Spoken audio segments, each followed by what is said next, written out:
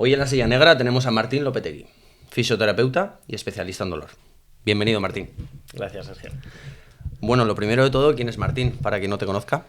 Pues bueno, soy fisio, me saqué el grado de fisioterapia, hice un máster de fisioterapia deportiva y bueno, los últimos años sobre todo me he formado en el dolor en general.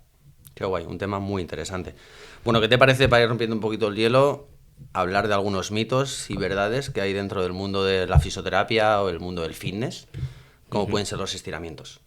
¿Vale? Se habla mucho de los estiramientos antes, después de entrenar, estáticos, dinámicos. ¿Qué nos puedes decir sobre esto? Bueno, en principio los estiramientos, se les han atribuido muchas propiedades o muchos beneficios. Realmente ni previenen lesiones, ni mejoran el rendimiento, más que cualquier calentamiento o cualquier otra medida. Realmente los estiramientos me sirven para ganar rango articular, si quiero ganar flexibilidad. O, lo típico, si tengo agujetas, estiro un poquito, el dolor se calma un poquito y me encuentro mejor. Hasta ahí todo perfecto, no hay ningún problema con que estiremos. Por ejemplo, los estiramientos estáticos prolongados pre-práctica deportiva empeoran el rendimiento, por ejemplo. Entonces, si voy a estirar antes de una práctica deportiva, lo suyo sería que fuesen más dinámicos. Pues los típicos rebotes que todos hemos visto y todos hemos hecho en algún momento, pero son más apropiados pre-deporte.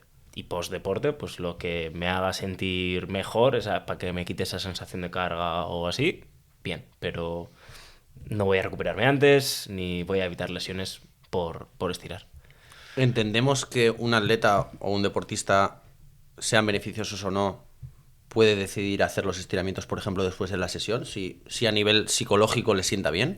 Por supuesto. O sea, cualquier medida que tomes que te haga sentir mejor o que te haga estar mejor y que no sea nocivo, ¿por qué no? Vale, genial. Claro, por ejemplo, aquí se abren algunas dudas de personas que dicen, entonces, ¿cuándo estiro, no? ¿Cuándo voy a ganar esa flexibilidad? ¿O en qué momento crees que sería lo más oportuno para hacer un trabajo de flexibilidad o ganar movilidad y demás? La movilidad puede ser parte de un calentamiento, que empiezas de manera muy liviana, con una rutina de movilidad, con 3, 4, 5 ejercicios, los que sean. Y puedo estirar cuando quiera. Pues, hombre, si quiero rendir en mi deporte, estiramientos estáticos prolongados antes del deporte no sería lo suyo, pero después, si lo hago de manera aislada, en cualquier momento, podría hacerlo. No, en realidad no hay contraindicación. Si, depende. Si soy un paciente con un problema de una hernia discal, por ejemplo, con una radiculopatía, entonces estirar un nervio no me va a sentar bien. Ya. Pero no hay una contraindicación generalizada para un estiramiento. Vale. Se habla mucho también de movilidad, flexibilidad, elasticidad. Son como 3 conceptos que la mayoría de personas las engloban en uno solo. ¿Habría alguna manera de explicar esto de forma clara y concisa para que lo entienda una persona que no esté metida en este mundillo? Vale. La movilidad realmente es cuánto de amplio puedo hacer un movimiento, una articulación. La flexibilidad es la capacidad que tiene mi músculo de ser estirado, y la elasticidad, hay mucha confusión entre flexibilidad y elasticidad, y si hay algún físico aquí que no me mate, pero si no me equivoco, la elasticidad es la propiedad de un material para no ser deformado. O volver a su forma, ¿no? Según tengo entendido también, la capacidad de estirarse y volver a su forma original, ¿no? Eso es, pero que, no pierde su forma. Eso es. Entonces, pero por ejemplo, si no recuerdo mal, este es el ejemplo que me pusieron, es una bola de acero o una bola de tenis. Vale. ¿Cuál es más elástica? La de tenis, entendemos, ¿no? Pues no. ¿Cuál te formas antes? Hombre, sí, la de acero. La de tenis. La de tenis. La de tenis la deformas antes, Eso por lo es, tanto la de eso acero es. debería ser más elástica. Claro. Si no recuerdo mal, este es el Vale. ejemplo. Y si no es así, que me perdone quien sea. Pero bueno. No pasa nada. Genial. Vale. Un segundo mito antes de meternos un poquito en cuestiones. Se habla mucho de las sentadillas, ¿vale? Tú como fisioterapeuta y como conocedor también del entrenamiento. Se habla mucho de hacer sentadillas profundas, no profundas. Hay autores que dicen que hay que bajar más de los 90 grados, otros que menos. ¿Qué nos puedes decir sobre esto? ¿Hay una verdad absoluta en todo esto? ¿Recomiendas sentadillas profundas? ¿Sí? ¿No? Depende para quién. O sea, una verdad absoluta, no. No hay una verdad absoluta. La sentadilla que vaya a utilizar dependerá del objetivo. Si soy atleta y quiero mejorar mis marcas y quiero mejorar mi rendimiento, mi sentadilla probablemente será muy cortita porque el atleta se maneja en esos rangos cortos. En el patrón de la sentadilla, el atleta se maneja en rangos muy cortos. Entonces va a trabajar fuerte, rápido, potente en un rango más corto. Perfecto, es perfecto para el objetivo que quiere cumplir. Uh-huh. Normalmente un weightlifter le interesa la profunda, porque es la que va a necesitar depende de qué movimiento, probablemente primero, porque tiene que bajar hasta abajo por reglamento, claro. Y segundo, porque si levanta un peso muy pesado en un clean, en un squat clean, tiene que bajar al squat. Entonces, cuanto más fácil baje, mejor. Uh-huh. Entonces, depende un poco del objetivo. Vale. A mí me pasa mucho como entrenador que cada vez menos, pero me viene gente igual que le dice, no, me ha dicho mi fisio que no pase la punta de los pies con la rodilla porque es malo para las rodillas, me voy a lesionar y demás. Y claro, a veces esto al propio paciente, vamos a llamar, o al propio cliente le genera cierta incomodidad. Es la de, mi entrenador me dice que puedo bajar, mi fisio me dice que no. Entonces, ¿cómo puede abordar una persona normal este conflicto, no? Bueno, yo, soy muy partidario de usar el sentido común. Cuando hago una sentadilla, generalmente es para entrenar, porque quiero ser más fuerte, porque quiero ponerme en forma o lo que sea. Si quiero ser más fuerte, si quiero que mis rodillas sean más fuertes, las tengo que estresar. Es en lo que se basa el entrenamiento, en estresar músculos y articulaciones para que generen adaptaciones y mejoren sus capacidades. Entonces, lo que consigo superando la punta de los pies con la rodilla es estresar la rodilla, es poner más estrés sobre la rodilla. Pero entrenando era lo que quería hacer. Entonces, ¿por qué no voy a pasar la punta del pie con la rodilla? ¿Pongo más carga sobre la rodilla? Sí. Normalmente el ejercicio se vuelve más dominante de rodilla, sí. Con que ajuste la carga y el volumen y la intensidad a mis capacidades en un ejercicio donde sea dominante de rodilla, ya está. O sea, no es malo per se. Depende del peso que lleve, las repeticiones que haga, la frecuencia, etc. O sea, esto sería lo que engloba la técnica, ¿no? La técnica sin el resto de variables no me dice nada. Y igual que el resto de variables, sin la técnica, tampoco. Me da igual cuántas repeticiones hagas si no sé cómo las estás haciendo, ni con cuánto peso, ni cuántas veces a la semana, ni... Entonces... Genial. Muy bien. Bueno, pues ¿qué te parece, Martín, si vamos entrando un poquito en eso que se te da también, que es el dolor? Lo primero que nos gustaría saber es qué te lleva a ti como profesional a especializarte en dolor y cuál es un poco tu opinión en general sobre el dolor, el tema mecánico, el tema psicosocial, bueno, pues cómo se hila todo esto, ¿no?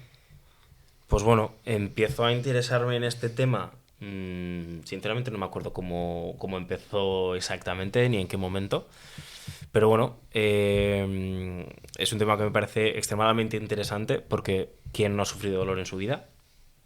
Y ¿quién ha visto que no entiende lo que es el dolor, lo que significa el dolor y para qué sirve? Y el problema generalmente no es que la población general o cualquier persona no sepa, porque no es su cometido. El problema es que no lo sepamos nosotros, los sanitarios, y es algo bastante generalizado. Claro, realmente, ¿qué es el dolor? ¿No? Qué gran pregunta. Eso es como preguntar qué es el amor, ¿no? En plan, va un poco... Sí, eso tan extenso, ¿no? Si lo tuvieses que reducir a una frase, algo que lo entienda la gente de forma clara, ¿qué es el dolor?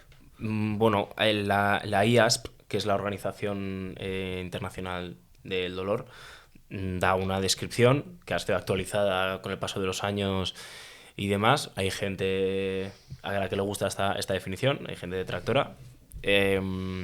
No te sé decir la definición palabra por palabra, pero es una experiencia desagradable que se produce normalmente ante un peligro real o potencial. Es decir, no necesito que algo sea realmente peligroso para mí para que me genere dolor. O sea, al final se podría decir que es una respuesta fisiológica a algo externo o interno también. Sí, en realidad el dolor es la experiencia que tú tienes a raíz de una respuesta fisiológica. Vale. Es decir, la respuesta fisiológica como tal no es el dolor es lo que tú experimentas, lo que tú sientes y cómo eso te afecta. Esto es el dolor realmente. Ajá. Vale. ¿Tiene un alto componente o participación ahí el tema psicológico? Vamos a decir, o esa conexión cerebro, cómo estés tú a nivel emocional, el hecho de sentir dolor, más, menos. Sí, claramente. Tanto el aspecto psicológico, bueno, y todo lo que se puede englobar. Temas de estrés, ansiedad, simplemente estado de ánimo. Hoy hace un día de perros y me apetece nada, no me apetece hacer nada y me duele todo más. O si no me duele más, lo sufro más. Es decir, porque me puede doler lo mismo, pero mi experiencia va a ser muy diferente. Por eso digo que cuando pedimos una escala de dolor, por ejemplo, es tan difícil dar un número porque no depende únicamente de cuánto me duele, sino de cómo yo lo experimento y cómo me afecta en mi día a día. Y ya se han visto estudios que realmente no es solamente el aspecto psicológico, sino el sociológico, el nivel adquisitivo, el nivel de educación, las oportunidades que tú tengas para poder formarte, es decir, en todo esto influye, o sea, todo esto es clave para cómo tú vas a experimentar ese dolor. Ya. Aquí me surge una duda que es bastante extendida dentro del mundo, ¿no? Y es eso que suena como a dolor crónico, ¿no? Yo personalmente, desde mi ignorancia, no creo en el dolor crónico, entre comillas, ¿vale? No sé qué tienes tú de opinión respecto a esto. El problema con el dolor crónico es la concepción que tenemos de la palabra crónico. Crónico no significa para siempre. Crónico es un término para describir que un dolor supera los 3 meses. Ahora mismo la definición, depende de consultes, pero la definición oficial, si no me equivoco, es que dura más de 3 meses. El problema que tengo yo con esta definición es que hay lesiones que por evolución natural lo normal es que me duelan a partir de los 3 meses. Uh-huh. Entonces, se comporta como un dolor agudo, pero lo llamamos crónico porque dura más de 3 meses. Entonces, no tiene mucho sentido. En lo que entendemos como dolor crónico, que es un dolor que dura mucho tiempo, que no siempre se justifica con un hallazgo radiológico o que no me encuentran que tengo pero a mí me duele. Sí, casos más complejos como igual podemos comentar algo como la fibromialgia, ¿no? Y cositas de estas, ¿no? Eso es. Bueno, la fibromialgia en concreto cursa con más síntomas y con otros signos también. Uh-huh. Pero el dolor crónico como tal, ahora, bueno, se propone utilizar otros términos, como un dolor persistente, por ejemplo, para huir del crónico, de la palabra crónico. Porque ya queda un poco como feo, ¿no? Eso es. Porque alarmista. Exacto, tenemos crónico como algo para siempre. Y realmente no. Los pacientes con dolor crónico o con dolor persistente pueden mejorar. No se sabe cuánto y no se sabe quién sí y quién no. Se está estudiando y se está intentando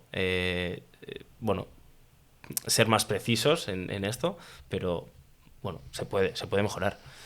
Al final, en todo el tema, lo que es el dolor y demás, como en casi todas las cosas que oímos últimamente, está el sistema nervioso, ¿verdad?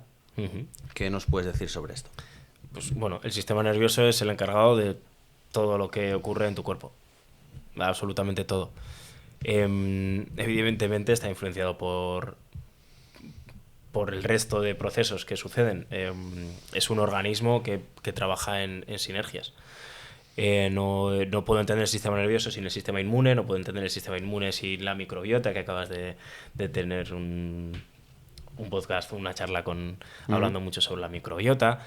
No puedo entender esa relación de la microbiota de manera ascendente sin entender que también es descendente. Es decir, mi microbiota puede sufrir por una época prolongada de estrés. Y yo estoy comiendo perfecto, estoy haciendo todo bien, pero no duermo, no descanso. Entonces, esto está afectando a mi sistema nervioso y por lo tanto... Claro, si yo tengo, por ejemplo, un sistema nervioso muy alterado o en simpático, que le llaman, estoy más expuesto a sentir dolor en general, independientemente tenga alguna lesión. Sí. Totalmente, Sí. ¿no? Sí, sí, sí. Al final, el dolor es, metafóricamente hablando, una alarma para que tu cuerpo te diga, te muestre o te ubique algo que está pasando en un sitio de tu cuerpo. Y es normalmente, en un funcionamiento normal, es una activación de unos receptores que se llaman nociceptores, que se encargan de recibir información sobre estímulos peligrosos. Pueden ser mecánicos, químicos, térmicos, lo que sea. Y esta información se traslada a través de las neuronas hacia la médula y hasta el cerebro. Y una vez ahí se procesa y se decide en el cerebro qué respuesta va a haber. Los reflejos no llegan tan arriba, pero en general la respuesta depende de cómo se ha cotejado esa información. Pero no siempre sucede así. Es decir, no necesito un peligro real, solo necesito que ese nociceptor se active. Se puede activar más fácil o más difícil dependiendo de los procesos que se puedan dar. Puede haber un proceso de facilitación o un proceso de inhibición. Entonces, por mucho que se active ese nociceptor o por mucho que quiera mandar su mensaje, si hay una señal de inhibición y hay una liberación de sustancias que inhiben la función de este nociceptor, no voy a tener ni mucho menos la experiencia que hubiese tenido sin esa inhibición. Probablemente me duela mucho menos o directamente no me duela. Ya. Claro, al final el dolor es muy relativo porque yo ahora mismo de repente puedo sentir un dolor en la rodilla y no tener ninguna lesión. O bueno, tanto te digo la rodilla como te puedo decir un dolor de cabeza o de repente una molestia en el hombro, ¿no? Entonces, al final la conclusión es de que no hace falta tener una lesión física para sentir dolor, ¿cierto? No, desde luego que no, rotundamente no. Vale, vale. Todos sufrimos dolor todos los días. Normalmente el dolor está diseñado para aparecer antes de que te lesiones. Curioso. Porque necesita un estímulo peligroso, no un estímulo hiriente, por así decirlo, o dañino, sino peligroso. O sea, es un mensaje de peligro lo que manda un nociceptor. Lo normal es que... Perdona, esa identificación de peligro la identifica tu cerebro en base a tus creencias, entiendo, ¿no? Lo que tú identificas como peligroso. ¿O es más primitivo, se podría decir? Sí, es más primitivo. Digamos que yo considero peligroso, por ejemplo, mi nociceptor puede considerar peligroso a partir de tanta presión sobre mi piel, por ejemplo, o sobre un hueso. Si empezamos a apretar sobre el hueso, en algún momento empezará a dolerme. Pero porque se empieza a interpretar que esa presión corre el riesgo de que me dañe el hueso, pero me está doliendo antes de romper nada. Ya. Y esto es un sistema maravilloso porque me evita lesiones, me evita Claro, problemas. es al final pues la respuesta del sistema nervioso, por ejemplo, si tú pones la mano en una llama, al final ahí viene la señal de que esto quema, es peligroso y automáticamente la apartas, ¿no? Exacto. Ese reflejo de apartarlo, normalmente es lo que te decía, ese reflejo normalmente no llega al cerebro directamente, es un proceso mucho más rápido y sucede en el sistema nervioso periférico, que son las raíces nerviosas que salen de la médula y la entrada en la médula.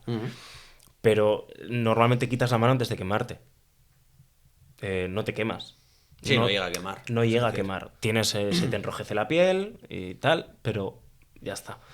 Ni siquiera llega a una quemadura de primer grado, pero tú ya has quitado la mano, porque te ha dolido, porque te has quemado. Te has quemado. Vale, qué interesante. Bueno, entramos en materias serias, ¿vale? Según tengo entendido, entre un 80% de la población a nivel mundial en algún momento de su vida tiene o va a tener dolores principalmente lumbares o de columna. ¿Por qué es esto? Qué gran pregunta. Sí, no hay una respuesta concreta. Hay varias teorías. Primero, bueno, en general, todos los movimientos que hagamos supondrán cierta carga, estímulo o exigencia sobre la columna, por lo tanto, es difícil quitar la columna de la ecuación cuando se trata de actividad. Bueno, pues el sedentarismo no nos ayuda en absoluto con la columna, con ninguna parte del cuerpo en concreto, pero con la columna especialmente. Y hay otras corrientes que opinan más, pues que se debe también a la propia fama de la lumbar o de la cervical, que son las dos zonas de la columna que más problemas dan, de frágil, de débil, de delicado. Realmente la columna es probablemente la estructura más resistente del cuerpo, pero la cuidamos como si fuese de cristal. Es decir, evito usarla. Entonces, si la considero de cristal, voy a ser muy delicado con todo lo que haga. Pero luego, en el press de banca, le meto 120 kilos. Claro, no quiero coger peso en el peso muerto porque si no me voy a hacer daño a la columna, ¿no? Al final es ese miedo infundado de que no sé de dónde la saca la gente realmente, ¿no? Bueno, algo empieza en un sitio, se hace bola de nieve y ya está. O aparece un estudio en concreto que parece que el peso muerto es peligroso porque tiene un índice de lesiones de columna mayor que el resto de ejercicios. Bueno, si hago un peso muerto donde mi columna hace un trabajo activo, lo normal es que me lesione en la columna haciendo peso muerto y no un curl de bíceps. Ya. Entonces, pues sí, ¿hay más lesiones de columna de peso muerto? Sí. Pero claro. Pero paradójicamente, cuando una persona, tú que te dedicas a la rehabilitación también, paradójicamente cuando una persona está lesionada de columna, poco a poco se le va introduciendo ese trabajo de carga sobre discos, sobre columna y haciendo pesos muertos de todo tipo de bisagras que implican la columna directamente. Claro, o sea, uno de los ejercicios, gestos, patrones o lo que sea que debería hacer una persona que se ha lesionado es el gesto, patrón o lo que sea con el que se ha lesionado. Porque no tiene sentido de evitar. Si evitas gestos, patrones, posturas, movimientos, lo único que haces es desacondicionarte, fragilizarte y evitar que tus estructuras se adapten. Entonces, evidentemente tiene que haber una progresión, un control de cargas, una evolución, un proceso, pero sí. Ya. Si bien es cierto también, por otro lado, que en el tema de la columna, por lo que tengo entendido, muchas veces esa somatización de problemas psicológicos, depresiones, ansiedad, de alguna forma, suelen detonar generalmente en dolores de columna. No detonan igual tanto en dolores de rodilla o de hombro, ¿no? Bueno, yo tengo ciertas discrepancias con el término somatizar, porque creo que desvirtúa un poco el funcionamiento del sistema. Si entendemos somatizar como tengo un problema y este problema hace que me duela la espalda porque este tipo de problema provoca dolores de espalda. Sí, a ver, eso es igual, es demasiado pretencioso. No iba tampoco por ahí, claro. Pero bueno, me has entendido también. Sí. Creo que esto está relacionado con el papel que cumple la columna o sea, lo que socialmente se le atribuye a la columna, que es fragilidad, debilidad, tengo que cuidarlo un montón. Evidentemente tengo que cuidarlo, pero igual que cuido el resto del cuerpo. Es decir, cuido mucho mi columna porque tiene mi médula, por lo tanto, sin médula yo no funcionaría. Pero algo muy paradójico también que yo lo he visto durante muchísimos años es que las personas a medida que van envejeciendo como entendido esto desde cumplir años, ¿no? Es decir, puede ser desde los 30 hasta los 80. Es como que hay cierta creencia instaurada de que me estoy haciendo mayor y tengo que cuidar la columna. Y para cuidar la columna hago justo lo contrario, que es lo que debo hacer, que es mover cargas. Y es como, no, yo ya tengo una edad, no puedo levantar pesos y desde mi punto de vista como entrenador creo que ese es el mayor de los problemas, dejar de utilizarla para lo que está diseñada. Quiero decir, una persona de 80 años que esté sana, que haya tenido una vida, unos hábitos saludables, creo firmemente que tiene que seguir levantando cargas adaptadas a su estado actual, a sus tejidos, pues a todo esto, ¿no? Entonces hacemos justo lo contrario. Eso es. O sea, generalmente la sanidad en general se ha movido en la dirección opuesta. ¿Te duele algo? Reposo. Y si es absoluto, mejor. ¿Te duele la espalda? No cojas pesos. ¿Te duele la rodilla? Nada, pierna en alto y descansa. Reposo absoluto, 15 días. Es justo lo contrario. ¿Tengo que descansar? Descanso. Tengo que adaptar mis actividades, tengo que gestionar, tengo que ver hasta dónde sí, hasta dónde no. Es decir, evidentemente mi actividad tiene que cambiar, tiene que haber, no puedo seguir exactamente igual. Si sigo igual, o sea, si algo me ha ido mal, es que probablemente algo no esté saliendo bien, algo no esté funcionando bien. Tengo que cambiar algo. Pero de cambiar algo a no hacer nada. Claro. Sí, a ver, al final, bueno, ya sabes la opinión que tengo yo sobre cómo está la sanidad y demás. Pero he vivido durante años, lo he vivido incluso yo en su momento en mis propias carnes. Y tú hoy tienes un problema de espalda, pues ya que estamos hablando de la espalda, vas al médico y lo primero que te va a preguntar, bueno, ¿qué te pasa? Me duele la espalda. ¿Haces deporte? Sí, hago CrossFit. Deja de hacerlo.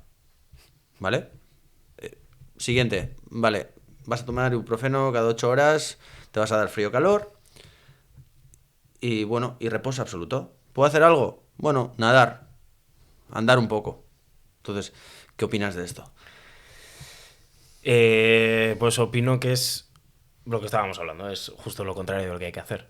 Evidentemente una persona que tenga una lesión de espalda de primeras no va a venir a una clase de CrossFit a levantar los pesos que levanta habitualmente.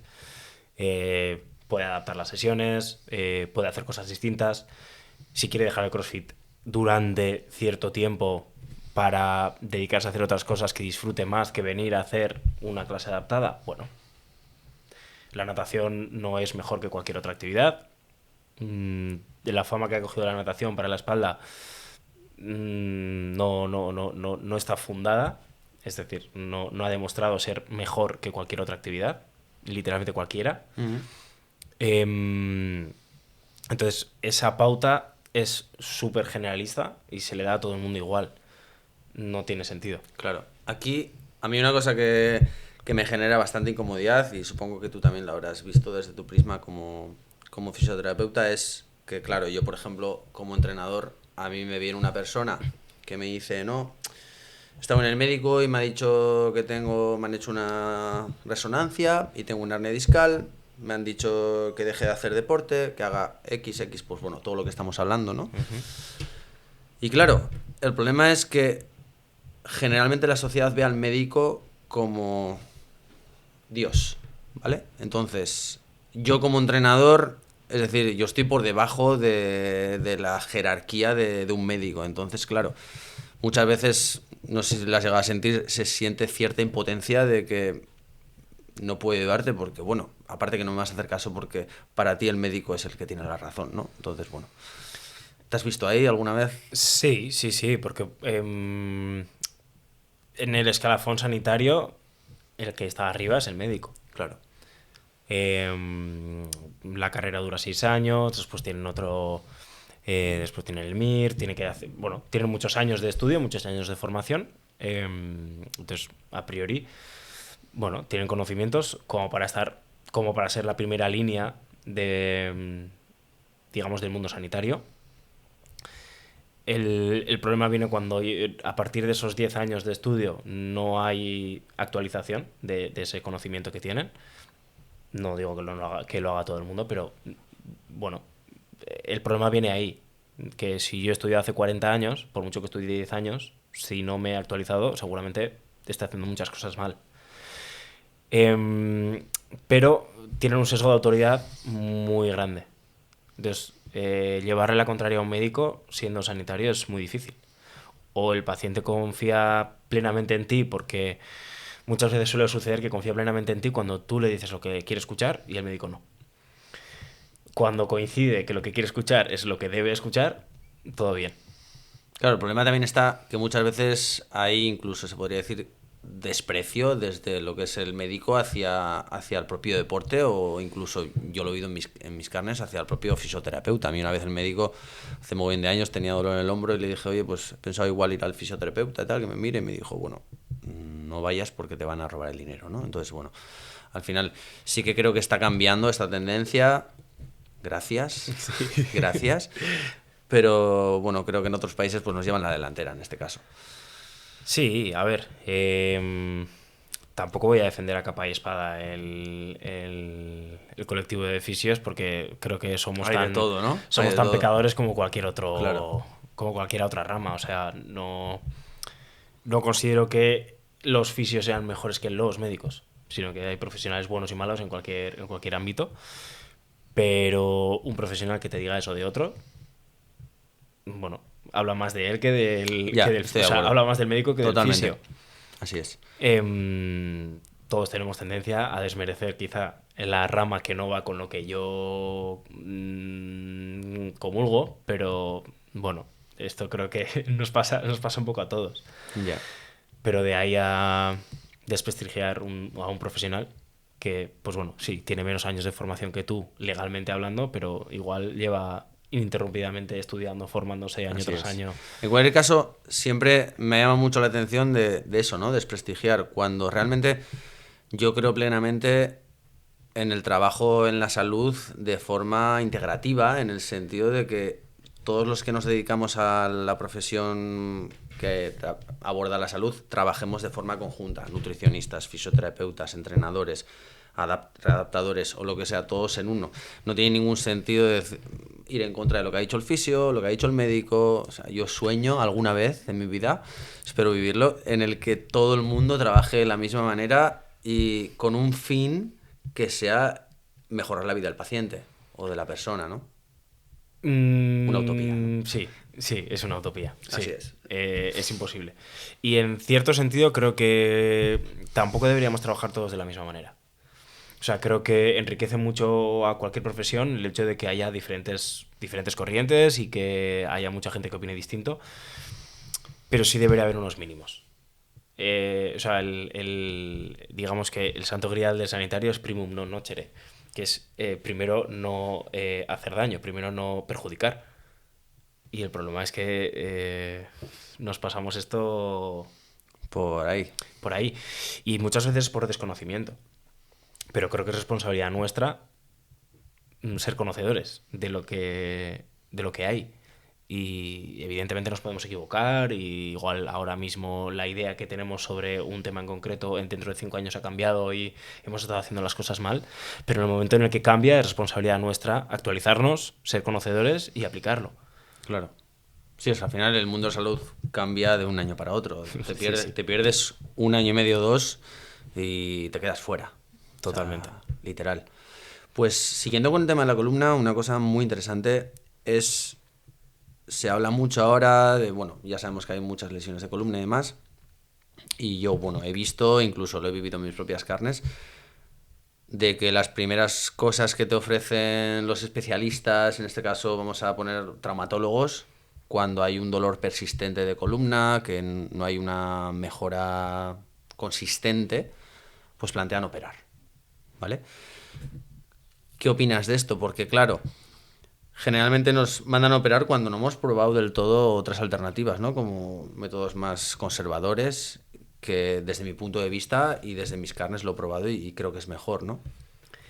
Bueno, en principio la cirugía de columna debería estar reservada para los casos urgentes, eh, casos en los que hay, se llaman síndromes de cola de caballo, que es cuando hay pérdida de control de esfínteres, hay una caudaquina, que es cuando el pie se te queda colgando, por ejemplo, que no responde. Es decir, son signos claros de que hay que meter mano, ¿no? Hay que meter Bisturí. mano, hay algo urgente. Es una persona que tenga un síndrome de cola de caballo, es cirugía de urgencia. Se va a urgencias y según entra por la puerta, se lo llevan a quirófano. En el resto... Entiendo de todas formas que un caso de esto de urgencia también puede ser generalmente causado ya sea por un accidente de coche, un accidente, una caída o lo que sea, un accidente también en el gimnasio, pero algo muy concreto, ¿no? No se, o se suele dar también de forma gradual que de repente te pase esa cola de caballo que mencionas. O sea, el síndrome de cola de caballo se llama así porque las ramas finales de la médula ya no es digamos que no es un canal único, sino que se divide en diferentes partes y se abre un poco en la zona del sacro. Entonces, ¿vale? Hace como si fuese una cola de caballo. Vale. Entonces, que no es solamente un cable, sino que, por así decirlo... Se expande y... Eso es, vale. y genera varias ramas. Por eso se llama cola de caballo. Vale. Pero la cosa es que cuando hay por ejemplo, puede ser una hernia discal, generalmente tiene que ser de un tamaño considerable y en una dirección concreta para que genere un síndrome de cola de caballo.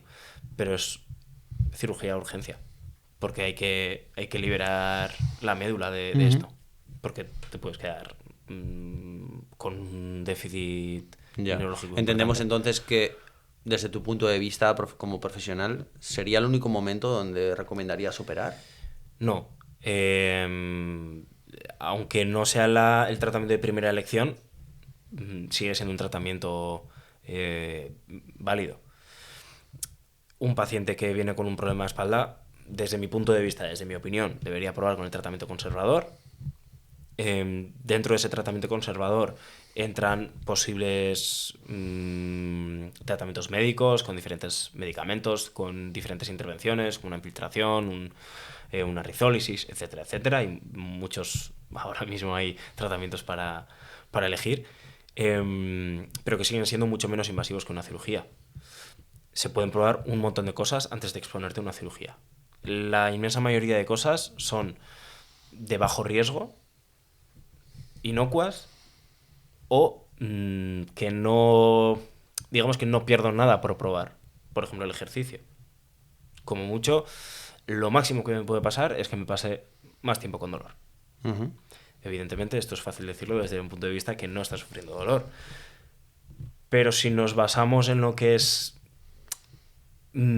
fisiológicamente hablando, lo peor que te puede pasar es que tengas dolor. Claro. Esto si no tenemos otros signos claros que nos hagan sospechar de problemas más serios o que debamos derivar. Pero todo el mundo debería probar la terapia conservadora. No vale cualquiera. El ejercicio bien pautado, bien dosificado, ha demostrado ser una de las medidas más eficaces. Cuando esto no funciona, entonces se plantea la cirugía. Claro, yo aquí veo también un problema curioso, y es que generalmente el paciente, vamos a llamarle paciente, siempre busca soluciones pasivas. Es decir, en las que él no forme demasiado parte. ¿Qué quiero decir con esto? Una persona, por ejemplo, que se ha lesionado la espalda trabajando o porque tiene una vida totalmente sedentaria, entiendo que a veces le puede resultar más atractivo pasar por un quirófano y quitarse el problema que poner tiempo, dinero, ganas, objetivos en curarse de forma conservadora contratando un entrenador, un fisioterapeuta, bajando de peso si es necesario, porque igual puede haber problemas de obesidad, sedentarismo, de raíz en ese problema de espalda. Entonces es como curioso también, ¿no? Y entiendo que tú también, que te dedicas al mundo de la columna profesionalmente, ¿no? Uh-huh. Pues verás casos de estos, ¿verdad? Sí. A ver, hay gente que se opera porque ya no aguanta más. En principio la cirugía, hay muchos casos en lo que es decisión del paciente, porque depende de lo que aguante, de lo que tolere y de lo que digamos lo que va a suponer para su calidad de vida. Pero es más cómodo que te hagan que hacer tú. También es cierto que creo que viene un poco sesgado por lo que históricamente se ha entendido por fisioterapia, que es entras, pasas la camilla y te dejas hacer. Creo que esto está muy lejos de lo que hoy en día se considera fisioterapia y de lo que es la fisioterapia realmente.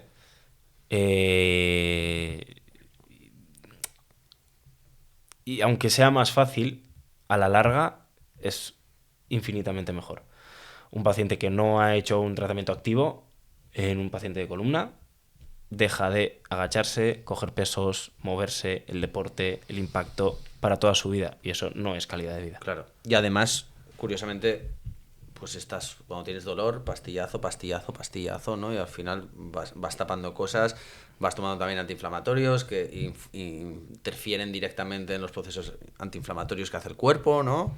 Eso es. Y demás, ¿no? O sea, digamos que vas intentando poner parches a todo y al final te pasas la vida poniendo parches sin solucionar nada. Claro. Y respecto a esto, tú como profesional, ¿qué opinas del rol educativo del fisio-paciente? Bueno, ¿Cómo debería comportarse un fisio, ¿no? De cara a un problema de este tipo? ¿Cómo lo abordas tú? Bueno, a mí me gusta mucho explicar qué hago y por qué. Porque el paciente sepa qué estamos haciendo y por qué lo estamos haciendo y para qué. Creo que es esencial que el paciente sea parte activa de la rehabilitación. No solamente con que haga los ejercicios, sino en la toma de decisiones. Y para eso tiene que ser conocedor de qué estamos haciendo. Creo que el rol educativo de la fisioterapia es gran parte de lo que tiene que ser una rehabilitación, porque digamos que lo que el paciente puede aprender con el fisio le va a servir para mejorar su autoeficacia, es decir, a manejarse por sí mismo, y es una de las claves para que una persona vuelva a ser funcional completamente. Al final se trata un poco de educar, ¿no? Eso es. De alguna forma al paciente, ¿no? Eso es. O sea, parte de las sesiones deberían ser educativas, una parte didáctica. Depende de qué tema hablemos, pues podrá ser más papel del fisio, pues en una lesión más aguda, más sencilla. En un dolor persistente, por ejemplo, esta parte, dependiendo de qué factores o qué determinantes consideremos que son más importantes o más relevantes en el caso de cada paciente, pues a lo mejor si la nutrición consideramos que puede ser una parte importante o los aspectos psicológicos, la gestión de la ansiedad, la gestión del estrés, la gestión del sueño, por ejemplo, pues bueno. Importantísimo. Claro, depende de qué sea lo que podamos interpretar o podamos identificar que es más importante en el caso concreto del paciente, pues el abordaje es distinto. Y hay cosas que nos competen a nosotros y cosas que no.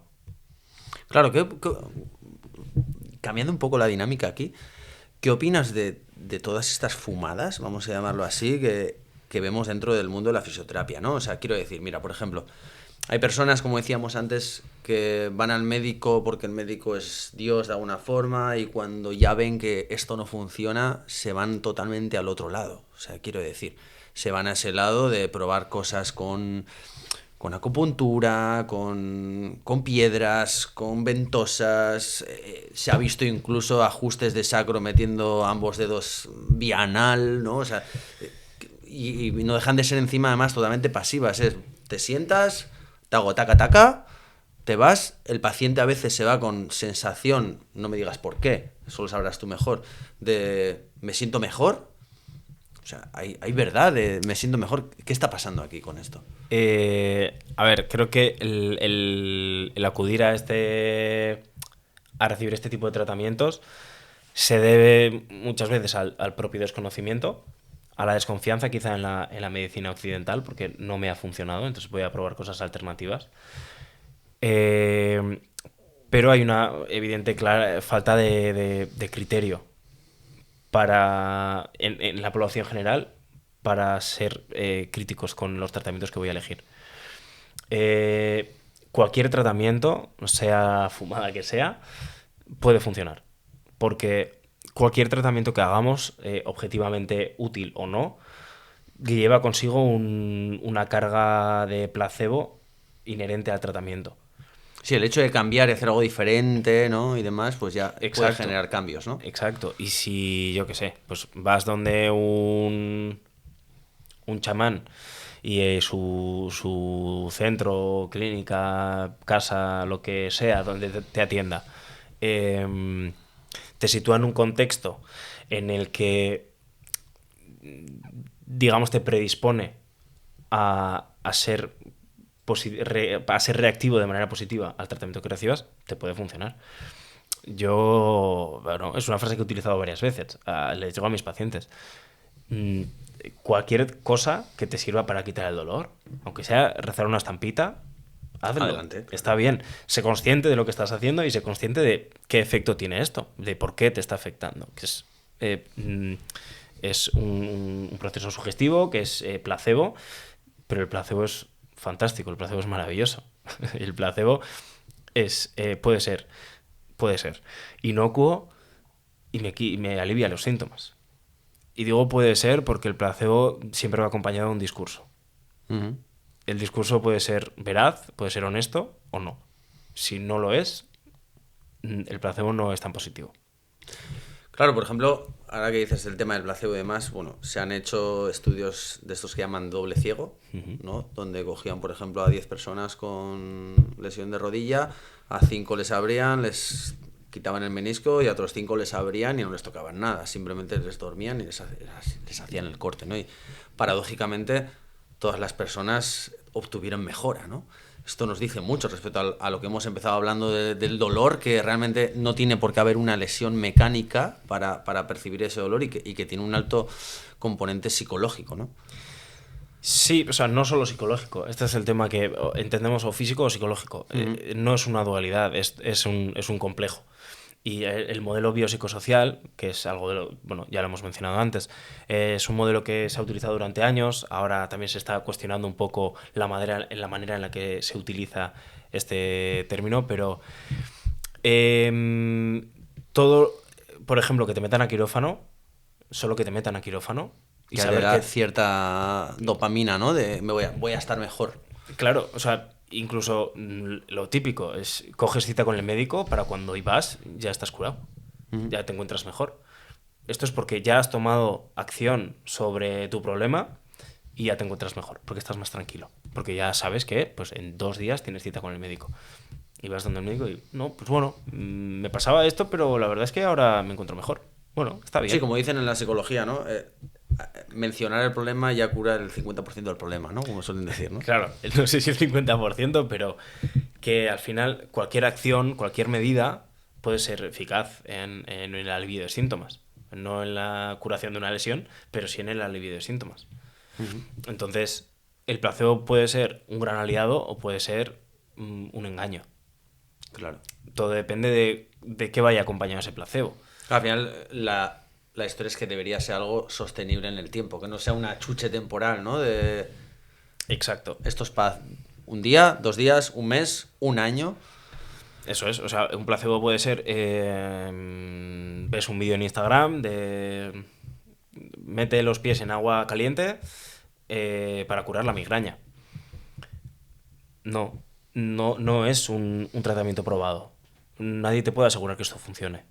Y no hay un estudio para que diga que no funciona, pero siguiendo un razonamiento lógico no tiene sentido. Entonces, ¿hay que hacer un estudio para comprobar eso? Opino que no. Me parece una pérdida de tiempo y dinero. Pero por lógica, por funcionamiento de la migraña, del sistema nervioso y de cómo va, no, a lo mejor a ti te funciona, pero a mí no tiene por qué funcionarme. No es una medida efectiva, objetiva, pero sí puede tener una carga placebo suficiente como para que modifique tus síntomas. Eso es. Claro. Eso es. Entonces, no digo que alguien que tenga migraña no debería probar a meter los pies en agua caliente. Digo que sea consciente de que, de manera objetiva, lo más probable, porque no te puedo decir al 100%, pero lo más probable es que de manera objetiva no sea un tratamiento de elección. Ya. Si no, nadie tendría migraña. Claro, claro. Ya no existirían personas con migraña. Claro. Claro. ¿Y qué me dices, por ejemplo, del tema de la kinesiofobia? ¿Vale? Bueno, explícanos primero lo que es, porque igual a algunas personas les suena chino. Vale, la kinesiofobia es el miedo al movimiento. Y es algo que sucede, bueno, no diré 100% porque esto en ciencia es esto no vale. No vale, exacto. Pero le pasa a todo el mundo cuando tiene o una lesión o tiene dolor. Mm, si evito un movimiento es porque me da miedo hacer ese movimiento porque no quiero sentir dolor. Y también tenemos cierta idea negativa sobre la palabra miedo, pero a mí cuando me duele algo me da miedo hacer el movimiento que me duele. Claro. Tiene cierta lógica. Claro, ¿no? es que O es sea, lógico. es algo evidente. Eso es. De hecho, para eso es el dolor. Para avisarte. Claro, Claro. para eso sirve. Entonces, tenerle miedo al dolor es lógico. Está diseñado para eso, para asegurar tu supervivencia. Para que te cures cuanto antes mejor y puedas volver a huir de tus depredadores. O sea, nuestro sistema nervioso es primitivo, es instintivo. Está diseñado para sobrevivir en un entorno hostil, no en ciudades donde yo me duele algo y me quedo en mi sofá. Ujú. Entonces, Claro. ¿Qué importancia crees que tiene el sistema nervioso a la hora de trabajar en una recuperación o en una rehabilitación de lesión? Quiero decir, todo el mundo habla mucho ahora del sistema nervioso simpático, parasimpático, tanto a nivel nutricional, como vimos en un vídeo anterior con Ainara, como a nivel físico, entiendo. Entonces, tú como entrenador, fisioterapeuta, ¿utilizas algún tipo de fórmulas para activar ese nervio vago que dicen, para manejar el sistema nervioso de alguna forma? hay algunas estrategias que nos ayudan a poner en marcha ciertos procesos, pero esto es inevitable. Es decir, no puedo iniciar un tratamiento, no puedo aplicar un tratamiento sin afectar al sistema nervioso. Eh, no, una persona no puede vivir sin estar generando cambios constantes en su sistema nervioso. Entonces, no hay un truco concreto que digas, vale, esto es para hackear tu sistema nervioso. No. Simplemente, pues bueno, entendemos algunos mecanismos, como la analgesia por contracción, por trabajo muscular, por ejemplo. Esto de la liberación de las endorfinas y demás cuando hacemos deporte. Ujú. La endorfina es un inhibidor, es una sustancia inhibidora. Entonces, normalmente provoca analgesia. Entonces, un isométrico, que es un tipo de ejercicio normalmente muy fácilmente controlable, cuya intensidad podemos medir muy bien, es una herramienta útil para iniciar un tratamiento haciéndonos, bueno, aprovechándonos de esa propiedad del sistema nervioso que libera esta sustancia cuando hacemos trabajo muscular, por ejemplo. Ujú.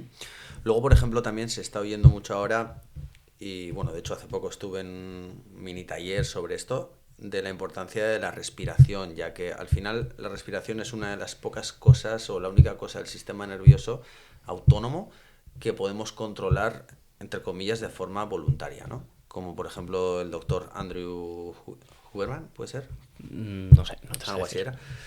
Que al final pues habla del tema de la respiración, del suspiro fisiológico, ¿no? Que al final es una forma de hackear el sistema nervioso para pasar de estar estresado en modo simpático a parasimpático. ¿Utilizas algún tipo de técnicas de respiración a la hora de hacer entrenamientos, sesiones de rehabilitación o lo que sea? Generalmente no suelo utilizar. ¿Estás abierto a probar? Sí, sí, sí. Es que todo puede ser activador o inhibidor de, por ejemplo, de ese sistema simpático. Em, incluso depende de la música que pongas. Claro. Quiero decir, yo puedo utilizar la respiración como ese, bueno, ese estímulo para el nervio vago, para iniciar ese proceso hacia el sistema parasimpático, pero puedo utilizar cualquier otra estrategia, como cansar a mi paciente. Si Ujú. lo canso, tengo más probabilidades de que se acerque a ese sistema parasimpático porque necesita activarlo para descansar y Claro. para recuperarse. Bueno, es una estrategia como pueden ser muchas otras, igual de válida, igual de justificable. Quiero decir que está Ujú. bien. Guay. Pues mira, hilando con todo esto, ¿qué te parece si mostramos un poquito a quienes nos está escuchando ¿cómo abordas tú como fisioterapeuta pues una lesión, ¿no? Por ejemplo, de columna. ¿Cómo haces ese trabajo? ¿Cómo evalúas? ¿Cómo marcas pautas? ¿Cómo reevalúas para ver la evolución? Y también decidir si lo empujo un poquito, si lo retengo, porque entiendo que también tendrás clientes atletas que hay que estar detrás, clientes que les tienes que frenar, clientes que están totalmente perdidos. Cuéntanos un poquito cómo es todo este abordaje. Pues bueno, en primer lugar es necesaria una valoración. Aunque el paciente tenga un diagnóstico, porque puede venir un paciente con un diagnóstico de una protusión L5S1, por ejemplo, pero que sus síntomas no vayan acorde a la lesión que tiene. Entonces, por mucho que tenga un diagnóstico de protusión L5S1, si los síntomas no me cuadran en la valoración, significa que hay otra cosa que me está provocando esta sintomatología. Entonces, vamos a buscar ese origen, vamos a ver qué es lo que puede estar pasando. La valoración empieza con la anamnesis. La anamnesis es la recogida de información. Hablas con el paciente te tiene que contar. La idea es que preguntes, hagas preguntas específicas, pero que luego el paciente te cuente. O sea, el paciente necesita explicar su experiencia para que yo me ubique y yo sepa por dónde abordarlo. Claro. En base a esa anamnesis, la historia clínica, los síntomas que tiene, su ubicación, intensidad, tipo de síntoma, cómo ha ido evolucionando en el tiempo, cuánto tiempo lleva. Todas estas cosas me dan mucha información para después poder ubicarme. Claro, de qué trabaja también, ¿no? Eso o sea, es. qué entrena, porque entiendo también que cuando te llega un paciente no sabes nada de su vida. O sea, quiero decir, te puede decir, me he hecho daño en la espalda, pero ¿cómo te has hecho, no? Entonces ahí empiezas un poco a recuperar desde su vida personal, vida profesional y demás, ¿no? Exacto. O sea, al final no es lo mismo tener un paciente que es soltero y sin hijos o un paciente con 3 hijos. No es lo mismo. Su día a día no es igual. No, para nada, está claro. Entonces, todo eso dibuja un contexto en el que va a vivir el paciente. Entonces, dentro de ese contexto puede haber o lesiones más comunes, o depende del tipo de trabajo, depende de la actividad deportiva, depende de pues, si fuma o no fuma, si bebe o no bebe, si descansa o no descansa. Bueno, podemos encontrar diferentes pilotitos que nos ubican un poco en quién es mi paciente, qué hace habitualmente, en qué situación se encuentra y cuál es su contexto. Entonces, sin todo esto, yo por muchas pruebas, test ortopédicos que haga y demás, puedo tener parte de la información, pero yo puedo ser súper efectivo en esta parte de la rehabilitación, puedo ser el mejor rehabilitador del mundo, pero si mi paciente no duerme, no come, fuma y vive estresadísimo, yo puedo ser el mejor, que lo más probable es que el paciente no evolucione o no evolucione en absoluto o no evolucione todo lo bien que debería evolucionar.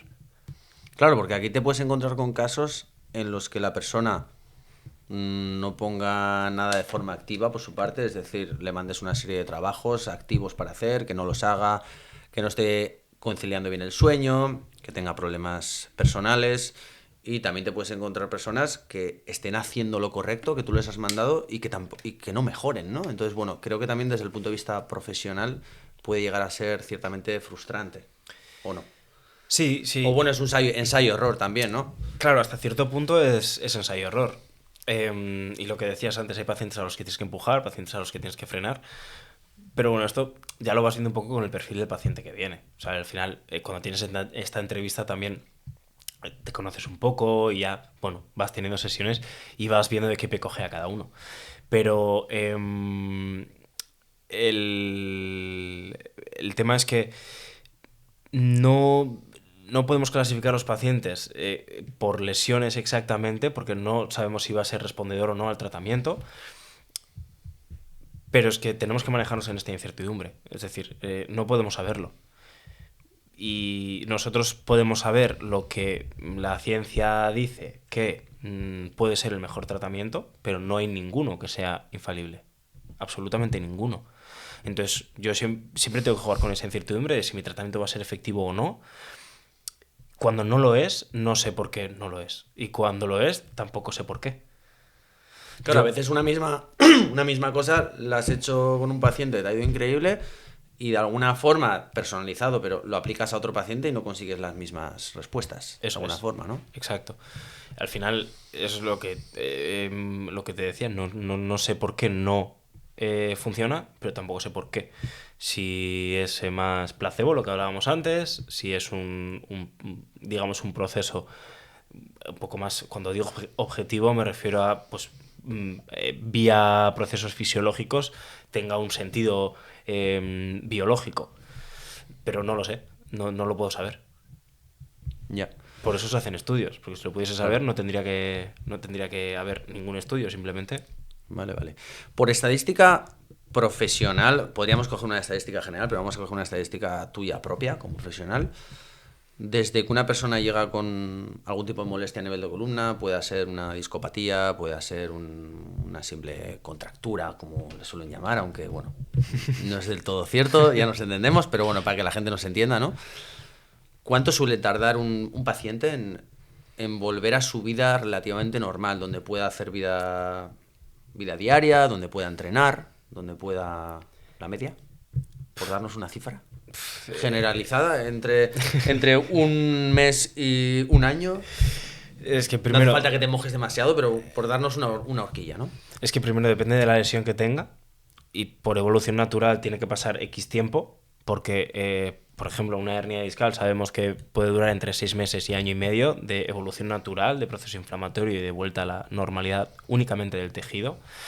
Pero es que después depende de lo que te decía de la anamnesis, de toda esa información que recojo. Claro, que es lo que vaya pasando, ¿no? Durante todo el proceso de recuperación, ¿verdad? Claro, y de qué contexto venga el paciente. Es decir, si yo sé que es un paciente que se está divorciando, que tiene 3 hijos, que le han echado el trabajo y que... Se complica. Bueno, claro. Se complica. ¿Qué le voy a prometer yo a ese paciente? ¿Qué rango de tiempo le voy a decir que va a recuperar su vida normal? Claro.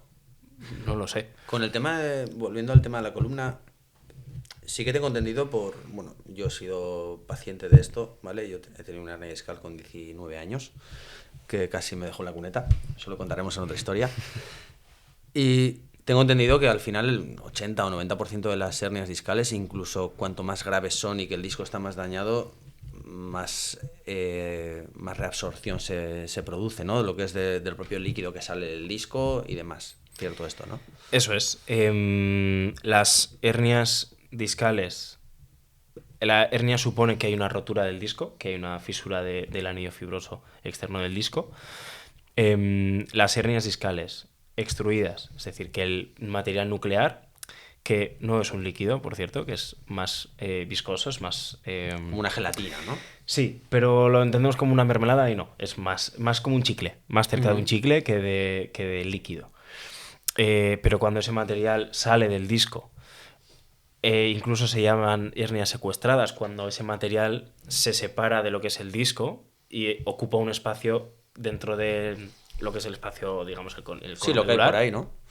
Pero que ya no está unido directamente con el disco, tiene un índice de reabsorción altísimo, llegando al 96%. Claro, es que está ocupando un sitio que no es suyo, entonces al final el cuerpo es súper inteligente, ¿no? Y de alguna forma... Exacto, el sistema inmune se pone a tope, envía a los macrófagos y reabsorbe todo eso. Que se reabsorba no significa que el material vuelva a entrar al disco. Significa que, pues bueno, se procesa, se sintetiza y se desecha, ya está. Ese material no va a volver a entrar al disco y probablemente no generemos nuevo material nuclear. Pero un disco puede ser perfectamente funcional con menor material nuclear, con menor altura. Evidentemente no va a funcionar igual que un disco nuevo, pero bueno. Sí, pero bueno, al final también es verdad que cualquier columna, independientemente de haya lesión, dolor o lo que sea, pues se va degenerando, ¿no? O sea, quiero decir, no tienes la misma columna con 20 años que con 60, por mucho que no tengas dolor, por mucho que estés fuerte y demás, ¿no? No, por mucho que lo hagas todo perfecto. Al final nos vamos oxidando. Exacto. Por desgracia. Eso es. ¿No? Igual que te salen arrugas o te salen canas. Claro, los discos envejecen, ¿no? Exacto. La columna envejece, ¿no? Eso es. ¿Algún caso de éxito reciente?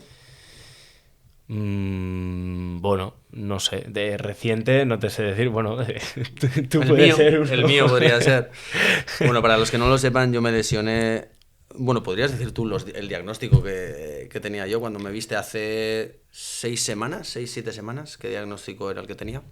Bueno, la teoría Sin principal... hacer una resonancia. Exacto, entonces no podemos confirmarla 100%. Los fisios no podemos hacer un diagnóstico médico, podemos hacer un diagnóstico de fisioterapia que implica qué funciones he perdido y en qué debería trabajar.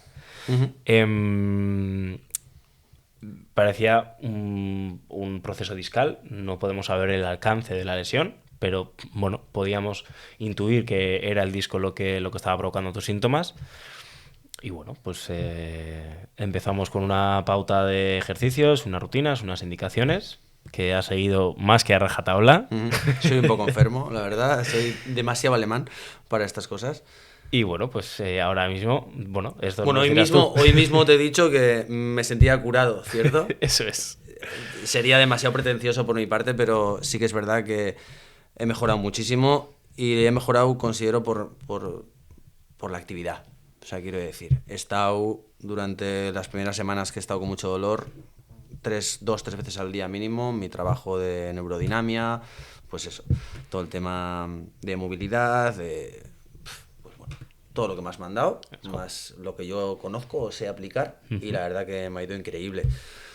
No sé qué nivel de gravedad sería lo que yo tenía, pero desde luego estoy totalmente seguro que cuando pones trabajo activo, la mejora es diaria, con pequeños antibajos. He tenido momentos que parecía que me iba para atrás, pero luego al día siguiente te levantas y dices, no, estoy mejor. Y que puedes tener varios días malos, realmente también. Sí. Y que, pues bueno, desgraciadamente lo más probable es que en algún momento vuelvas a tener síntomas. Que el primer día que estás sin síntomas no significa que todo haya terminado y ya está. Exacto. Porque puedo tener esa ausencia de síntomas. Igual que la presencia depende de 1.000.000 de factores, la ausencia también. Entonces, por la razón que sea, hoy no tienes, por la razón que sea, mañana puedes tener. Exacto. Y si, por ejemplo, ahora hay mucha tendencia a recomendar no hacer resonancias. El problema de esto es que yo, por ejemplo, no sé qué lesión concreta has tenido o has podido tener o tienes. Porque depende de qué lesión sea, a lo mejor todavía la tienes. Claro. Entonces, el problema de esto es que los tiempos de recuperación y de regeneración cambian. Esto normalmente, todo va mejor cuando me fío de las sensaciones y cuando tu funcionalidad se va restaurando. Esto es lo que realmente indica en qué punto de la rehabilitación estás. Pero siempre es más precavido respetar los tiempos de evolución para, por ejemplo, ahora ponerte a pegar botes. Claro. Entiendo también que desde no tener ninguna prueba o diagnóstico médico, vamos a decir, si yo de alguna forma me lo trato como si fuese el peor de los casos, de forma conservadora, además, respetando tiempos y demás, bueno, pues puede ser una opción. Igual no es la más recomendada, pero puede ser una opción, ¿no? No es la óptima en cuanto a tiempos. Porque a lo mejor tú estás haciendo la rehabilitación como si fuese una hernia y realmente no es Y es una protusión simplemente, ¿no? O Vale. es un episodio de dolor discogénico, pues que puede haber una pequeña fisura en uno de los anillos fibrosos del disco que se fisura y duele durante algunas semanas. Pero bueno, A ver, entiendo también que dependerá un poco de los objetivos también que tenga la persona, ¿no? Yo hoy por hoy, con mi tipo y estilo de vida que llevo, no pretendo competir, no me dedico al deporte profesionalmente, lo que es como atleta y demás. Entonces, bueno, no tengo ninguna prisa si tengo que tomármelo con calma y entrenar slow liver, ¿no? Como digo yo. Eso es. O sea, al final, si no te corre prisa, siempre puedes ser un poquito más precavido, más conservador. Pero cada vez se tiende más al hecho de, te encuentras bien, vamos a empezar a probar cosas, estamos probando estas cosas, esta dosis de esto te está sentando bien, vamos a empezar a progresar en esta dosis y al ritmo que marquen las sensaciones. Esto, bueno, ahora se está haciendo mucho con los cruzados, por ejemplo.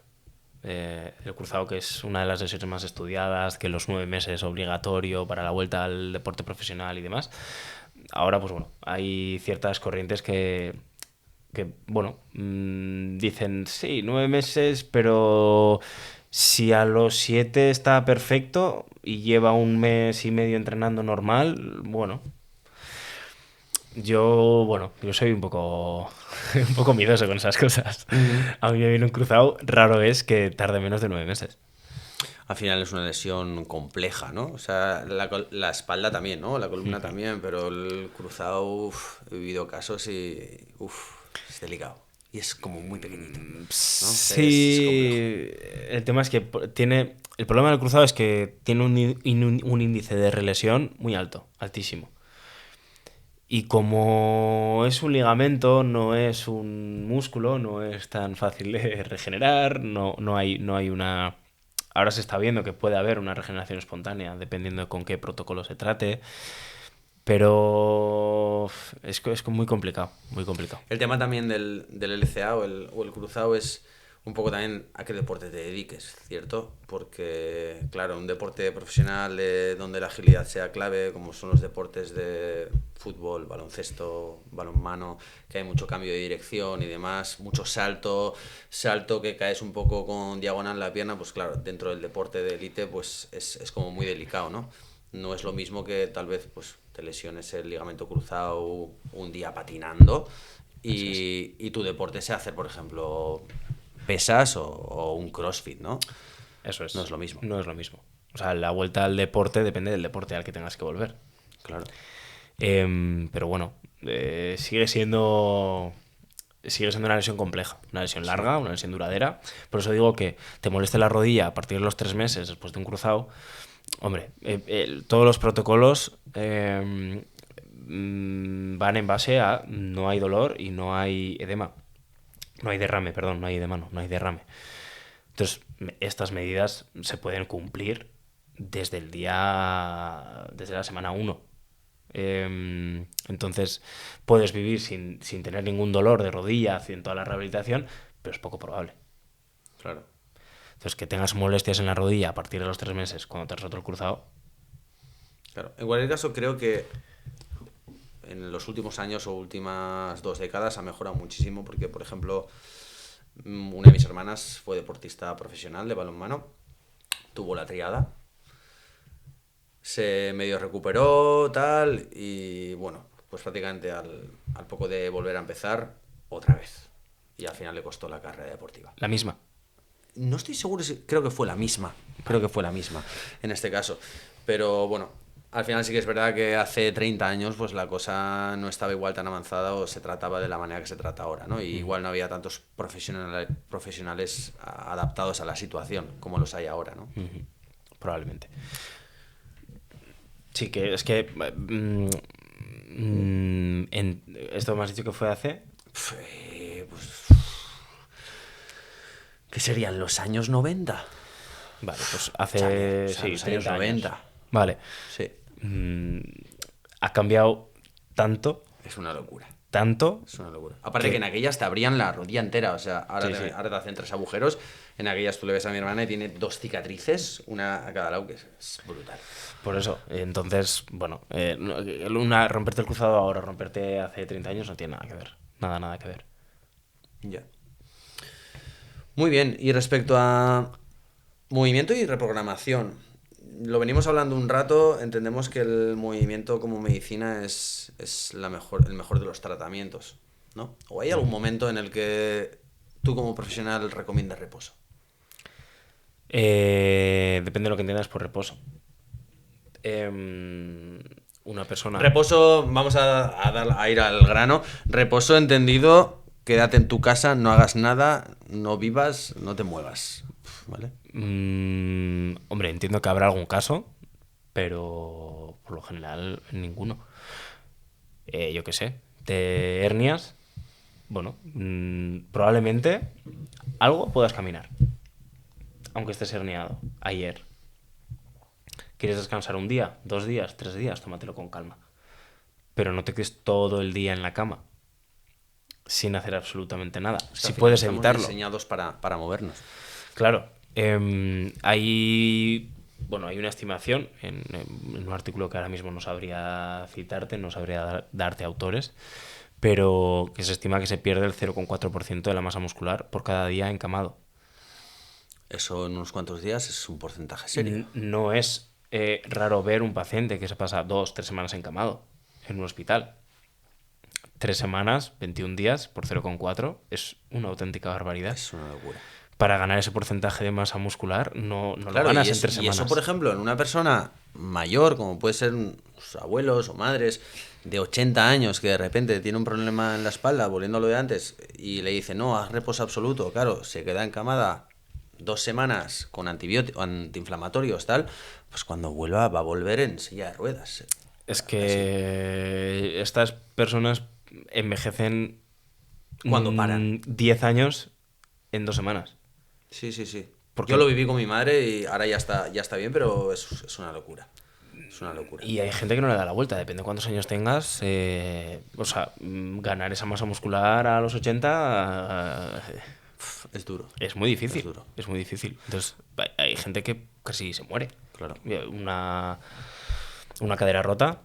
O sea, hay casos que la gente se muere porque se rompió la cadera. Y aquí pues entran otros factores, ¿no? Porque se ha roto la cadera. ¿Se ha caído y se ha roto o se ha roto y se ha caído? O, bueno, ¿por qué se ha roto la cadera? Esto también es importante, pero se rompe la cadera, se queda quieto, no se mueve, no hace nada y se muere. Pero porque se ha quedado sin hacer nada. Es una locura. Mira, hace un par de años mi madre, por ejemplo, estuvo encamada en el hospital, ingresada por una serie de cosas y prácticamente no se movía. Y mi madre siempre ha sido una persona muy activa, de andar, de ir a la compra, siempre está liada. Siempre está liada. Y mi madre, bueno, mi madre es mayor, tiene 80 y pico años, pero bueno, siempre está liada, ¿no? Y estuvo ingresada prácticamente 2 semanas. Envejeció de alguna forma en esas 2 semanas a nivel de capacidad física como 20 años, quiero decir. O sea, pasó de ser una mujer una señora que se subía a las encimeras para quitar las cortinas, volver del Eroski con 4 bolsas en cada mano, a de repente no ser capaz de levantarse y sentarse de un asiento o del propio váter, ¿no? Entonces, me parece algo súper loco porque hacer que la gente mayor pare es condenarlas en vida. O sea, mi madre, de hecho, en ese momento le tuvimos que adaptar incluso el baño, o sea, ponerle una altura. Y bueno, yo en ese momento, dada la situación, pues hacía rehabilitación con ella. Iba al hospital, estaba con ella, le digo, mamá, vamos a pasear. Y vamos a pasear, venga, pum, ahora, vamos, estamos en el banco, venga, para arriba y para abajo, sentadilla para arriba y para abajo. Entonces creo que es súper importante también la dosificación de la carga, ¿no? Quiero decir, y eso también como profesionales, yo como entrenador, pues hay que entenderlo. No le puedes pedir lo mismo a una persona de 80 años que está en una situación como esa. Quiero decir, a mi madre no le voy a apretar. Quiero decir, mamá, venga, vamos a levantarnos. 1, 2, tal. Entonces creo que la dosificación de la carga es fundamental para hacer una buena recuperación, ¿no? Sí, sí, evidentemente. O sea, para mí probablemente sea lo más relevante. Si la dosificación es correcta, ni el ejercicio que elijas, ni la técnica con la que ejecute el paciente, para mí no va a ser tan relevante siempre si no va acompañada de la dosificación. A mí me da igual que me haga una sentadilla perfecta o no.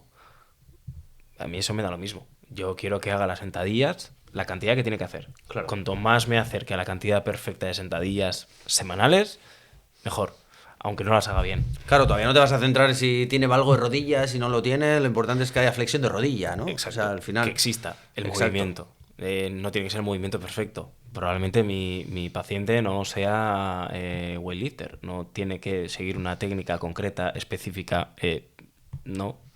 Ni se va a exponer a cargas tan altas donde tenga que necesitar esa ventaja biomecánica que podamos sacar de una técnica en concreto. Uh-huh. Entonces, lo primordial en muchos casos, y sobre todo al inicio, es muévete. Encuentra la cantidad de movimiento que puedas hacer y dosifícala de la mejor manera posible. Una vez encuentres tu dosis, es cuestión de empezar a progresar poco a poco. Genial. Pues vamos a ir entrando ya en los bloques finales de esta charla, Martín, si te parece. Y bueno, pues lo primero nos gustaría que nos dijeses desde tu punto de vista qué debería saber una persona que tiene ese dolor crónico, cómo podemos arrojar un poquito de luz, qué podría hacer esa persona para tomar acción en su vida, cómo elegir bien un profesional. Bueno, ¿cuáles serían los pasos que le recomendarías a una persona, ¿no?, con dolor? Bueno, primero, buscar ayuda profesional. Entiendo que esto es difícil, porque claro, ¿cómo eliges al no es profesional fácil bueno, encontrar ¿no? Claro. el profesional adecuado.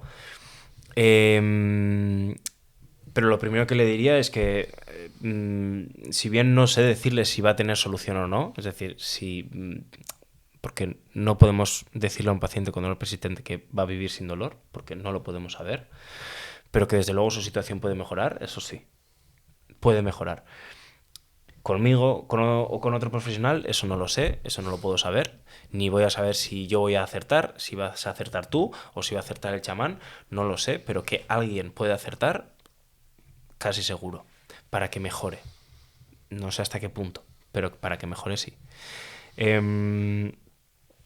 Normalmente lo primero que hace la gente es ir al médico, seguridad social, es lo que bueno, todos tenemos más disponible. Ahora se están poniendo en marcha proyectos bastante interesantes en unidades del dolor, que hasta ahora la unidad del dolor era un centro donde gestionaban las infiltraciones. Vale, jeringuillazo. Eso es. Básicamente. Ahora ya hay protocolos estandarizados y muy actualizados. Hay profesionales que se dedican a estudiar esto día a día. Hay muchísima información desde hace más de 30 años, pero que no ahora mismo se está empezando a aplicar de manera un poco más generalizada, pero hasta hace 5 años esto, bueno, pasaba de largo. Entonces, que cada vez está más accesible esta información, está cada vez más accesible el contacto con estos profesionales que te pueden echar una mano con esto, desde fisios, médicos, psicólogos, los nutricionistas con el dolor crónico. Quizá no por desconocimiento mío, pero quizá no tengan un enfoque tan distinto a una persona con una enfermedad autoinmune, por ejemplo, pero no deja de ser un proceso similar. Es decir, porque, bueno, mi cuerpo me está avisando de que hay estímulos peligrosos sin que los haya, igual que en un proceso autoinmune mi cuerpo está poniendo en marcha procesos defensivos sin que haya nada de lo que defenderme. Entonces, bueno, tiene ciertas similitudes. Entonces, evidentemente, pues lo que, pues eso, en cuanto a salud, microbiota, nervio vago, sistema nervioso, sistema inmune, todo esto suma. Todo esto suma. No sé hasta qué punto puede ser la solución, porque es difícil Ya, pensar. no puedes medir cuál es el punto clave de que ha dado la solución total, ¿no? De alguna Exacto. forma. Es lo que te decía antes. No sé por qué mi tratamiento funciona. No lo puedo saber. Claro. Yo tengo mis hipótesis, pero no lo puedo saber. Claro. Y si tuvieses que dar un tip para encontrar un buen profesional o un tip para identificar un mal profesional, ¿habría alguno que te venga a la cabeza? Yo tengo uno mío personal también, que es un poco, si tu fisio, tu médico te dice para y no hagas nada, huye, ¿no? O sea, para Hombre, mí sí. es un poco absolutista, ¿no? Pero no, o sea, quiero decir, todo profesional que huya del movimiento para mí es como una red flag, una bandera roja, ¿no? Sí. O sea, a mí un traumatólogo que vaya a un paciente con lesión de columna y le diga no cojas pesos, deja el deporte y haz natación, para mí eso es un red flag. Total. Rara vez esa es la solución para el paciente. Una medida a corto plazo podría ser, pero el problema es que no dan plazos. No cojas pesos y nada. ¿Cuánto? ¿Hasta cuándo? ¿Cuándo voy a poder coger pesos otra vez? Porque yo... Claro, no tienes ningún tipo de información de nada al final. Claro, entonces, como inicio podría ser una opción, igual de válida que cualquier otra.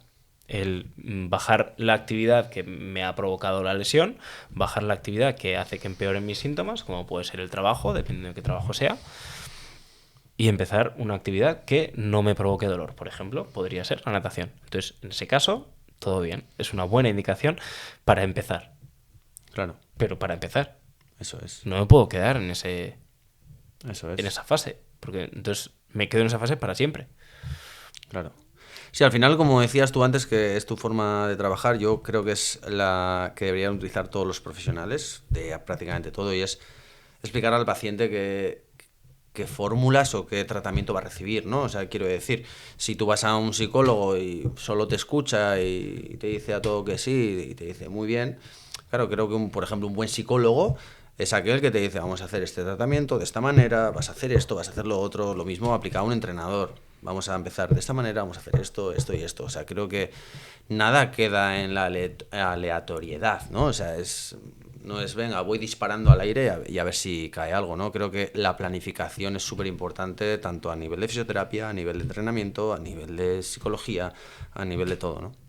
La parte buena y mala es que aunque no hagas no ejerzas de manera tan eficiente, hay tratamientos que funcionan. Claro.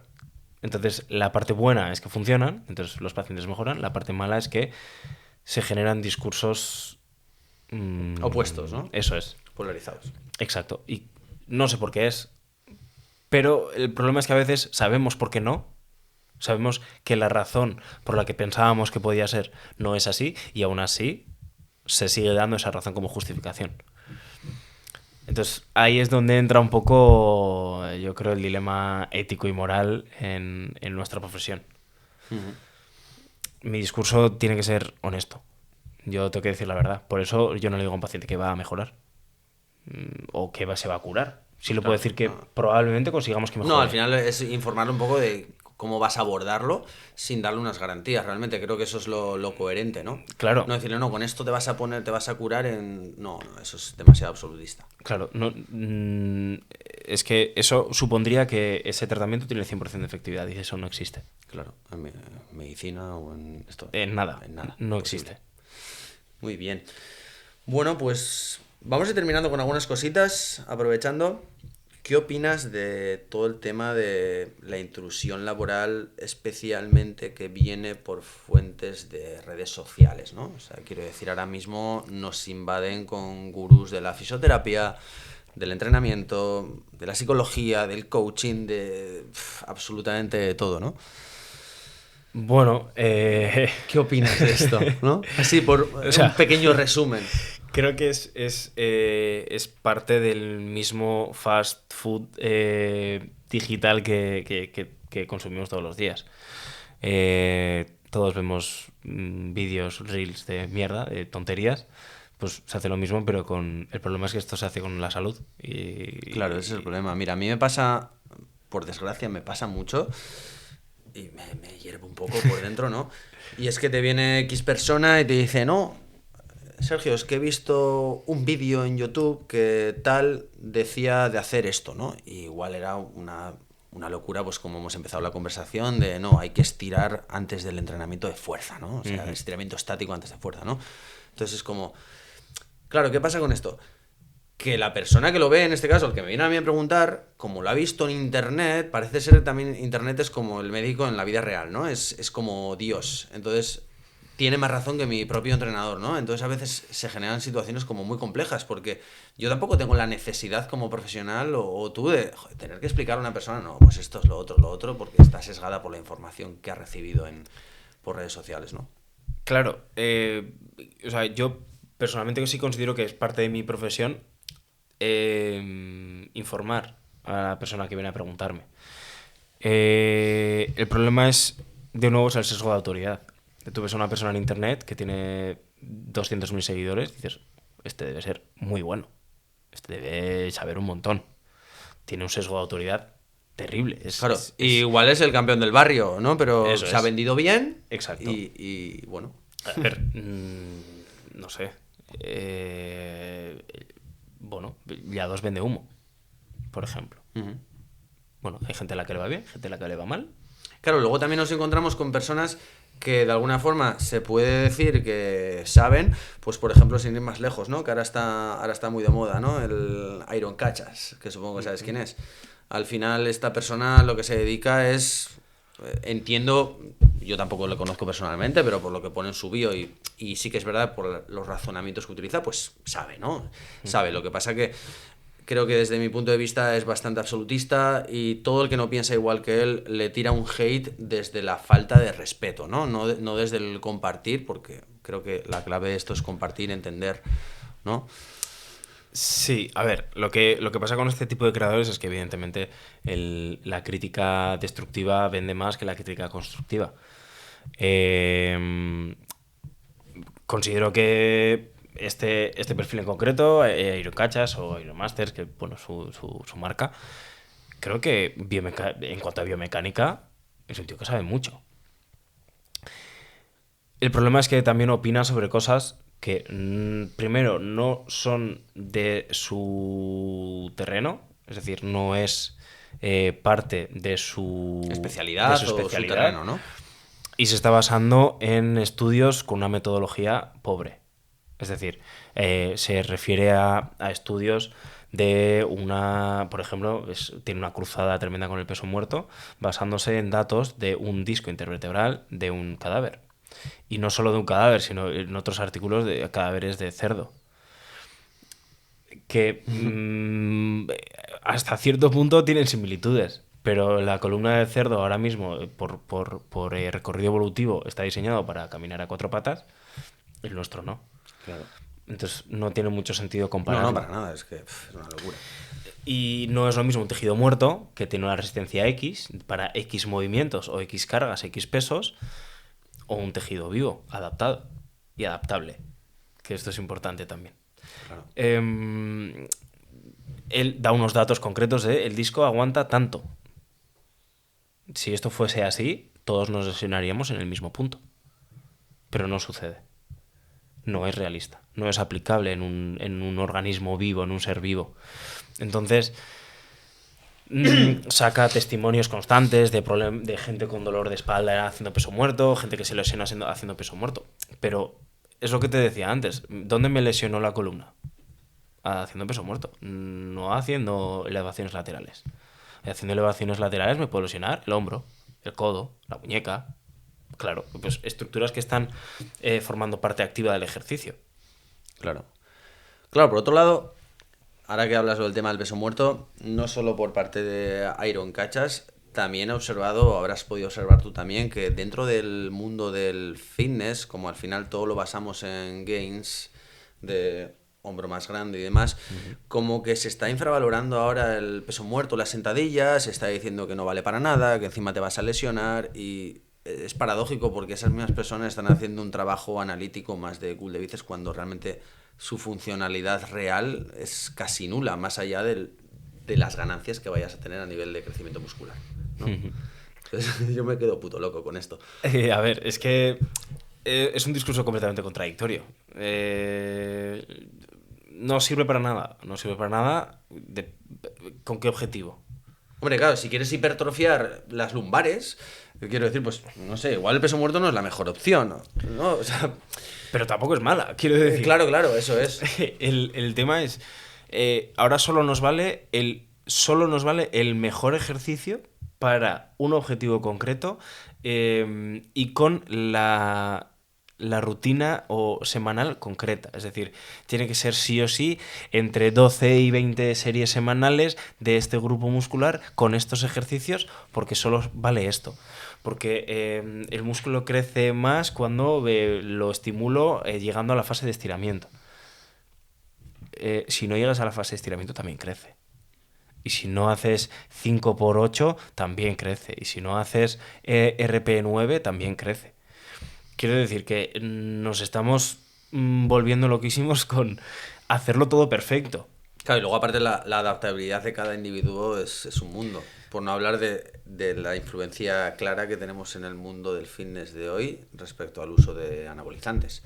Bueno. ¿No? O sea, quiero decir que al final es un tema grave, que está muriendo un tío cada semana y es un tema que la verdad que a mí personalmente me preocupa como sociedad porque no es normal que chavales de 16, 18 años se esté poniendo hasta arriba sin tener en cuenta los efectos adversos que vayan a tener. Y aquí ya no hablamos solo de un dolor de espalda, como se está hablando durante todo el podcast, sino de cosas más graves que van a traer problemas en tu vida, como morir antes de los 30. Sí, sí. O sea, destruir tu eje hormonal Es un fracaso. es de las peores decisiones que puedes tomar. Tus hormonas determinan cómo va a funcionar tu cuerpo. Por lo tanto, no no tiene sentido. Por eso tiene sentido una alimentación saludable, equilibrada, controlada. Por eso los nutricionistas tienen sentido.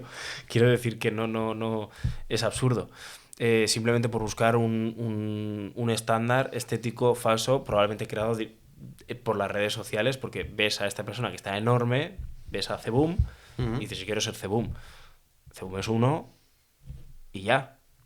Y además, con unos resultados falsos. Es que me da lo mismo quien sea, pero estamos considerando cuerpos no difícilmente alcanzables, dejémoslo ahí, como normales. Sí, es una locura. Es una locura. O sea, viene Joan Pradells y es un culturista prometedor porque es joven, pero estándar. Y es un tío enorme. Sí, es brutal. No lo he visto en persona, pero... Pero es un tío enorme. Sí. Es absurdo que consideremos que ese tamaño es normal. O que ese cuerpo es normal. O que es alcanzable. No puede ser. No. Al final es la puta información, la sobreinformación. Todo lo que vemos... Claro, el problema de la sobreinformación es que la palabra sobre ya implica que hay demasiada. Si hay demasiada, es inevitable que gran parte de esa información o no sea veraz o no esté bien o transmitida o bien entendida. Porque el problema de la información es esa, que se puede emitir de una manera y recibir de otra. Y ahí, pues bueno, el teléfono es cacharrado, ¿no? Cuando la distribución de esa información es tan masiva, es inevitable que se entienda mal, o se interprete mal, o se utilice mal. Porque yo puedo coger de un artículo solo la frase o la parte que más me interesa y utilizarla en mi favor. No es un uso ético de la evidencia científica. Claro.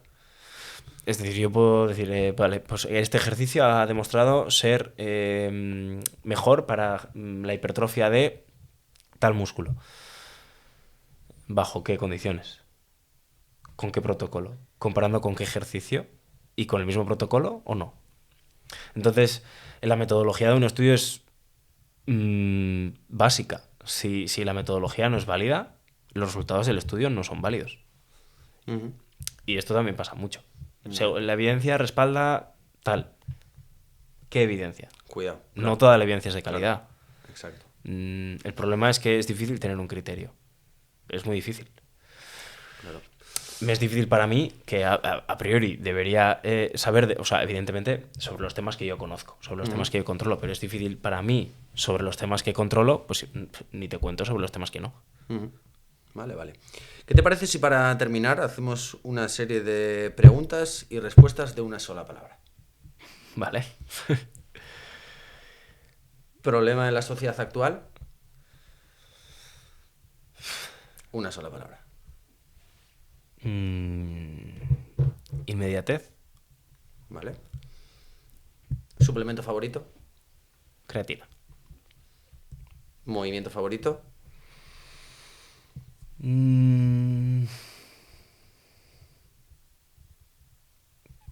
Sentadilla. ¿Deporte favorito? Fútbol.